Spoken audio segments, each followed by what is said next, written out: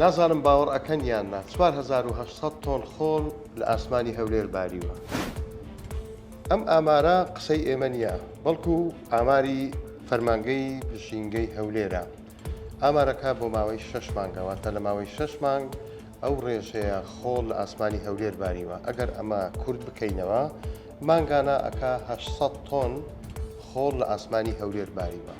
ئەم خۆڵبارینە لەگەڵ پرۆژەکانی تر هەندێک پرۆژەی وەبەرهێنان هەیە، وەلیدەی گەڕەکەکان هەیە، پاڵاوگەنە یاساییەکان هەیە، هەمان بێکەوە هۆکارێکی سەرەکی پیسبوونی ژینگەی هەولێرن. بەپێی ئەو ئامارە زۆرترین خۆڵبارین لە ماوەی ئەم 6 مانگە لەسەر ئاسمانی هەولێر لە مانگی سێ واتە مانگی ئادار بووە، بەڵام کەمترینیان لە مانگی ئایار بووە واتە مانگی پێنج. ئەو ئامارەی فەرمانگەی ژینگەی هەولێر وردەکاری زیاتری تێدایە لەبارەی ڕووبەری چەندی ناو سنووری شارەوانی هەولێر بەهۆی خۆڵبارینەوە پیس بووە یاخود چەند میلیمەتر خۆڵباریوە. هەموو ئەوانە لەو بەدواداچوونەیە کە 964 لە وێبسایتەکەی 964.kr بڵاوی کردوتەوە. حەزەکەم ئێوەش وردەکاریەکەی بخوێنەوە.